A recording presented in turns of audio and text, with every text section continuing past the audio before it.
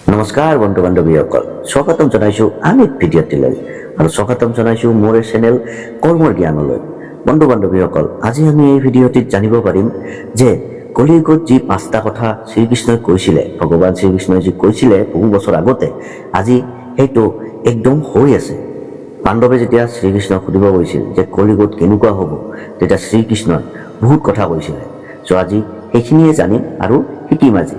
তো বন্ধু বান্ধৱীসকল, আপোনালোক যদি নতুন হয় চেনেলটো ছাবস্ক্ৰাইব কৰি দিব, ভিডিঅ'টো যদি ভাল লাগে লাইক কৰি দিব। গতিকে আৰম্ভ কৰোঁ, আহক কাহিনীটোলৈ। এদিন পাঁচ পাণ্ডৱে ভগৱান শ্ৰীকৃষ্ণক সুধিছিল যে হে শ্ৰীকৃষ্ণ, হে প্ৰভু, কলিযুগ আহি আছে, গতিকে আপুনি আমাক কওকচোন যে কলিযুগত কি কি কাহিনী হ'ব পাৰে, কেনেকুৱা হ'ব কলিযুগ যুগটো।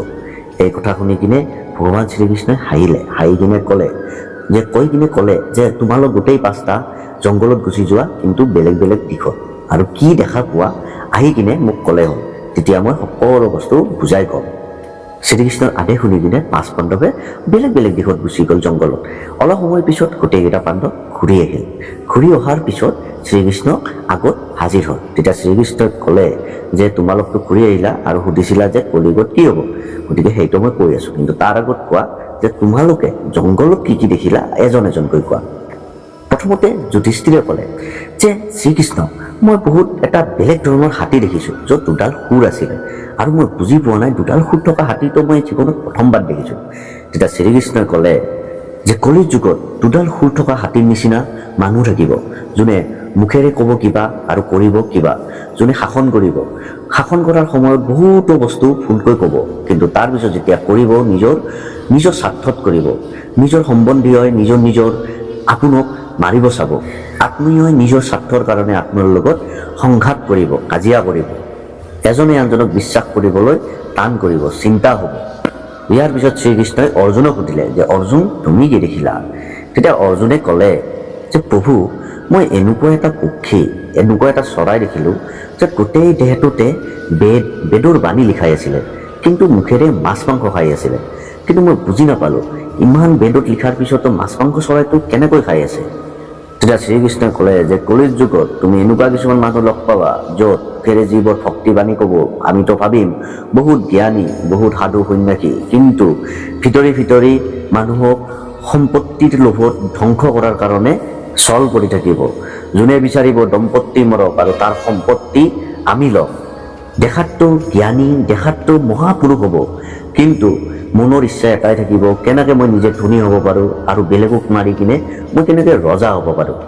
আৰু সেইবিলাক নিজকে জ্ঞানী বুলি কোৱা মানুহৰ চলবিলাক সহজতে কোনেও ধৰিব নোৱাৰিব।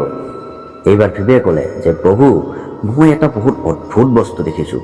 মই দেখিছোঁ যে এটা গায়ে নিজৰ বাচ্চাটোক, নিজৰ পোৱালিটোক ইমান মৰম কৰি আছে চিভাৰে, যে চিভাৰে মৰম কৰি পোৱালিটো তেজ ওলাই গৈছে আৰু মাটিত ঢলি পৰি আছে।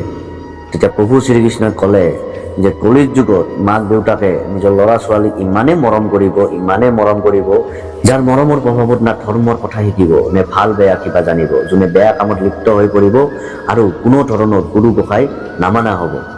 মাক দেউতাকৰ অত্যন্ত মৰমৰ প্ৰভাৱত, য'ত বেয়াটোকো বেয়া বুলি ক'ব, মাক দেউতাকে ভয় কৰিব, তাৰ পিছত ল'ৰা ছোৱালী সম্পূৰ্ণ বিনষ্টৰ পিনে ঢাল খাব। ইয়াৰ পিছত ভগৱান শ্ৰীকৃষ্ণই নকুলক সুধিলে যে নকুল, তুমি কি দেখিলা? নকুলে ক'লে যে মই ভগৱান এনেকুৱা এটা বস্তু দেখিছোঁ য'ত আচৰিত হৈ গ'লো। এখন পাহাৰৰ পৰা ইমান ডাঙৰ শিল এটা বাগৰি আহিছে, য'ত কোনো বাধা দিব পৰা নাছিলে। আহি অন্তিম সময়ত শেষত এটা সাধাৰণ গছৰ পুলি এই শিলটোক বাধা দিলে, আৰু শিলটো বাগৰি আৰু বেলেগ চাইডে গুচি গ'ল। এই কেনেকৈ সম্ভৱ? এটা সাধাৰণ সৰু গছৰ পোৱালি এটা ইমান প্ৰকাণ্ড শিল এটাক আগুৰি ধৰিছিলে বা বাধা দিলে হয়।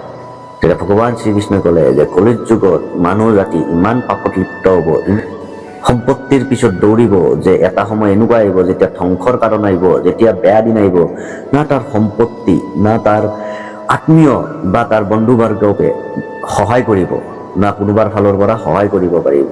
কেৱল এটাই থাকিব, হৰিনাম, নাম কীৰ্তন, আৰু যিটো গছ পুলিটো নাম কীৰ্তন বা হৰিভক্তি বুলি ভাবা, যে জীৱনত কাকো নাপাব, চব ধ্বংসৰ পিনে যাব, টকা সম্পত্তি পইচা কোনেও একো সহায় নকৰিব, কেৱল অকল ভগৱানৰ নাম, হৰিনাম আৰু নাম কীৰ্তনেহে সহায় কৰিব পাৰিব। অন্তিম সময়ত শ্ৰীকৃষ্ণই সহদেৱক সুধিলে যে সহদেৱ, তুমি কি দেখিলা? সহদেৱে ক'লে যে ভগৱান মই তিনিটা কুঁৱা দেখিলোঁ, য'ত কাষৰ পিনে থকা কুঁৱাকেইটা পানী ভৰ্তি হৈ আছে, কিন্তু মাজৰ যিটো কুঁৱা আছে একদম খালী হৈ আছে। এইটো কেনেকৈ সম্ভৱ? তিনিটা কুঁৱা একেলগে আছে, দুটা কুঁৱাত পানী আছে, এটা কুঁৱাত পানী নাই। এতিয়া ভগৱান শ্ৰীকৃষ্ণই ক'লে যে কলিত যুগত মানুহে ইমান সম্পত্তি উপাৰ্জন কৰিব, কেৱল নিজৰটোৱে ভাবিব। কাষত যদি কোনোবা দুখীয়া আছে, কোনোবা আছে, কাকো সহায় নকৰিব। লগা হ'লে নিজৰ একদম সৰু সৰু অনুষ্ঠানতো বহুত পইচা খৰচা কৰিব, কিন্তু কাষত যদি ওচৰ চুবুৰীয়াত কোনোবা দুখীয়া মানুহ আছে, সহায় কৰিব নাযাব। গতিকে এই কুঁৱাকেইটা এনেকুৱাই যে কাষত এনেকুৱাকৈ পানী ভৰ্তি হৈ আছে, কিন্তু মাজৰ কুঁৱাটোত পানী নোহোৱা হৈছে, কিন্তু কাষৰ কুঁৱা দুটাত গাত একো নালাগে। তো তেনেকুৱাও কলিত যুগত ধনী হৈ যাব, তাৰ কাৰণে কোনো মতলব নাই যে দুখীয়া কি হ'ব, আৰু দুখীয়া হৈ যাব। তো নিজৰ বস্তু নিজৰ তাতে ৰাখিব। তো বন্ধু বান্ধৱীসকল, আপোনালোকে দেখিলে যে বহু বছৰ আগতে কৈ যোৱা আমাৰ প্ৰভু শ্ৰীকৃষ্ণৰ কথা আজি আখৰে আখৰে ফলি আছে। কোনটো মিলা নাই আপুনিয়ে কওক। যুধিষ্ঠিৰে কোৱা হাতীৰ সুৰৰ কথা আজি আপোনালোকে পাই আছে। কোনে কষ্ট কৰি আছে, কোনে শোষণ কৰি আছে, কোনে শাসন কৰি আছে, কোনে কেনেকৈ কয় আৰু কেনেকৈ চলি আছে।